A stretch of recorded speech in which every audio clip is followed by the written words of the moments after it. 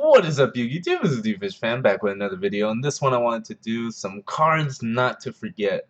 My probably totally unbiased, my favorite series on my channel. But nonetheless, if you don't know what it is, oh, whoops, this one's not here. It's a little sneak peek.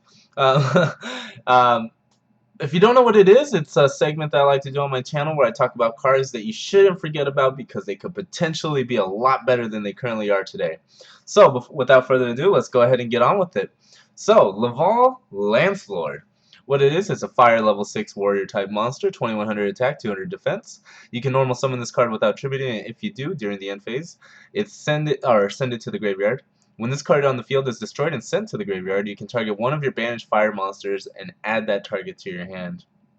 Now, you're going to see this very common theme throughout the series that when cards are so vague with their effects, they will most likely be featured on this show. So Lancelord here, not only is he a beater, you have the option, he's one of those beaters or level 6 to level 5 monsters that Konami likes to produce, where you can normal summon it without tributing, but if you do, there's side effects. Now, his side effect is actually pretty damn good. Like, if your deck special summons a lot, which fire decks tend to do, at least the competitive ones that have been, competitive throughout the past, they tend to special summon a lot more than they normal summon. So if you're able to waste your normal summon that turn, you're going to summon him. He's going to destroy himself during the end phase. Now also keep in mind it says destroyed and sent to the graveyard, so all it has to do is go to the graveyard. It doesn't matter if it was torrential, if it was destroyed by battle, or what have you. As long as it goes from the field to the graveyard by destruction, you can target any of your fire monsters, any of them that were banished, and add it to your hand. So you never know. There could be a fire deck down the line, or some type of splash fire engine where the cards need to be banished. Your good cards need to be banished, or cards just need to be banished from the graveyard, since that's such a common theme in Yu-Gi-Oh! And Lancelord can get any of the fire monsters in existence from your banished section back to your hand. So I really, really like this card's potential. I definitely think that he is underrated. Alright, let's go ahead and move on to PM Capture. Captor? Or Capture? So, I saw this card on Dev Pro. This is going to be the first Pendulum that I feel has, that you shouldn't forget about, that I know of. So, this one is a level 4 Dark Monster, Dark Pendulum Monster. It's a zombie. It's a rank 5 for the Pendulum. I don't exactly know what they're called. I want to say ranks. 1800 attack, 0 defense. That 0 defense is also key as well. I know a lot of zombie cards, well, not a lot, but there are a few zombie cards that specify the 0 defense in the graveyard, so that's really good. Although it doesn't go to the graveyard, I just remember that it goes to the extra deck. But nonetheless, let's move on. Pendulum effect: when you pendulum summon a zombie type monster or monsters, you can activate this effect. It cannot be destroyed by battle or card effects this turn. The monster effect: if this card destroys a monster by battle, you can target one pendulum monster in your graveyard and add it to your hand. Now, I'm sure you can see right where I'm going with this. Once again, the vagueness is fantastic. If it's an 18 beater that can be normal summoned fairly easily. Obviously, there's plenty of ways to boost him up. I'm sure there may be even more ways in the future. And if he destroys a monster by battle, you get to target any fucking pendulum monster you can think of that exists in your graveyard and add it to your hand. So I really like this card. Pendulum monsters are inherently versatile. This one can protect your zombies if it's in the pendulum zone, or it can recycle pendulum monsters if you actually have it on the field. So I see extreme potential with this card, and definitely. And once I get back into Yugi like I'm planning to, I plan to pick these up. I don't know how expensive they are or anything, but I need to start picking these up because they are fantastic. It looks like it can be a fantastic card. Speaking of fantastic card, Unexpected Die. This card, I don't know what pack it came in just because I'm still a bit unfamiliar with the newer cards, but holy shit, this card is good. It's a normal spell card. If you control no monsters, special summon one level 4 or lower normal monster from your deck. What the fuck? You can just, like, I understand vanilla monsters have a shit ton of support at their disposal. Like, you look at all the support that they have and you're like, wow, how is like Gemini and just vanilla beatdown not top tier? Well, the fact is they rely so much on normal summoning. Like, if you bottomless their normal summon for that turn, they're probably fucked for that turn and future turns because you just set them back tremendously. They don't have effects that they can use in the graveyard. They don't have effects that they can use while they're banished, anything like that. They are normal vanilla monsters.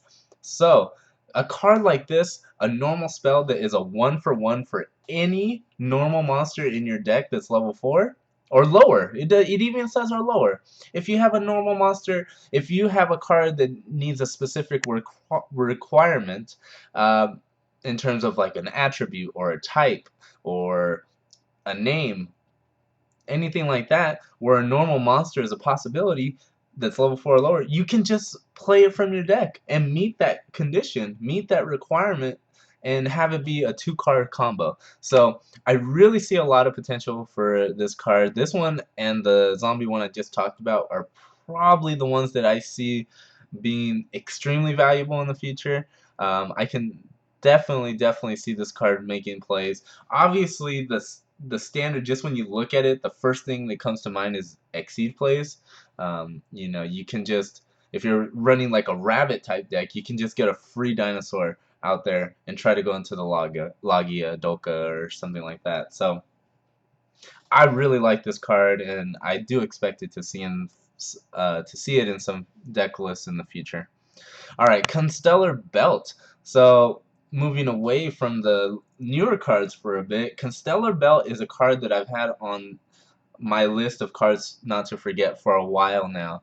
I I don't believe I've done it. I've covered it in a video, but Constellar Belt is a spell card that's continuous. The activation of light monster effects cannot be negated. You gotta love the. This one's not very vague, but this one is just like, fuck you, all of them, all of them, all the light monsters. Their effects can be negated. So the fantastic thing about this is it's a continuous spell, so that means it's gonna be a continuous effect that's on the field. Think skill drain, except your light monsters cannot be negated. Now I know that you're gonna. The first thing that probably comes to mind as a rebuttal to this card is, well, can't they just, like, aren't there better cards that you can use that are continuous? Like, I'd rather have Shard of Greed, or I'd rather have something else that protects my lights, or something like that, or Fairy Castle in the Sky, so I don't take battle damage. Well, the thing is if there's a deck in the future, which is very possible in my opinion, that is light based in the attribute and relies on their effects going off, that sounds like an archetype that could very easily exist. I mean, look how impactful effects are today. Nowadays, monster effects pretty much run the format. There are a couple spells and traps that try to say fuck you to that, like Lose One Turn and Vanity's Emptiness, you know, Raigeki, stuff like that. But those are mainly one-ofs, or Lose One Turn is expected to get hit at least, and we've seen how strong it is. But monster effects, for the most part, determine how good the format is for that specific deck.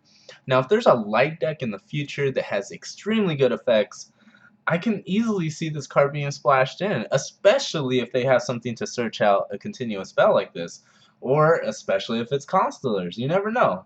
The deck has potential, so used to be a lot more competitive than it is currently, and because it just says light monsters, I really like this card. And from my understanding, it says the activation of light monster effects cannot be negated. That means anywhere. So think honest, think graveyard if there's something like that. I really like the upside of this card for just being a normal spell.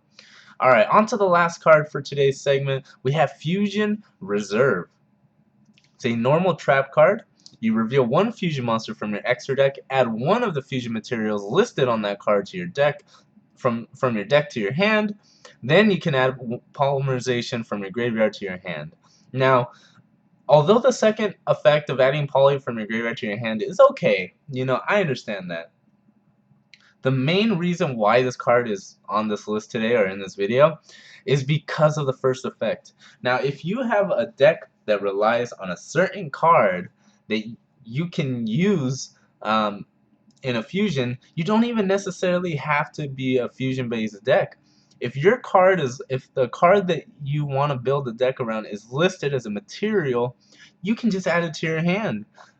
Think Blue Eyes White Dragon. You know, that's not exactly a card that is easy. Well, nowadays it's easier to search, but let me try to think of a better example. But I can't really think of anything right now. But nonetheless, I'm sure you get where I'm coming from. If as long as it's listed on the material, you can add it from your deck to your hand. There's no limitations. It doesn't say level 4 or lower. It doesn't say reptile type monster. It just says as long as it's on a purple card in your extra deck that you reveal, you can add it to your hand. And in addition, you can add polymerization if you want to do that. So I really like the fact that you can just get any monster without restriction as long as it's on a purple card. I guess that is a restriction, but nonetheless, and add it from your deck to your hand just by a trap card. I just really like that. So nonetheless, hope you guys enjoyed. These are going to be the 5 cards covered today and cards not to forget. Be on the lookout for future segments. I do have plenty more cards, especially getting caught up on all the newer cards. I'm sure I'm going to have plenty of cards not to forget in the near future with how many cards I got to get caught up on. So thanks for watching, you guys. Remember to leave a like, comment down below. Let me know what you think. If there's any cards that you want to suggest, please send them my way. You know, I haven't gotten caught up yet, so there might be a card out there that I'm just completely overlooking. So send them my way. Remember to stay on the watch for Twitch streams. I do plan to stream very soon. And nonetheless, let's go ahead and finish the video. Thanks for watching once again, and I'll talk to you guys later.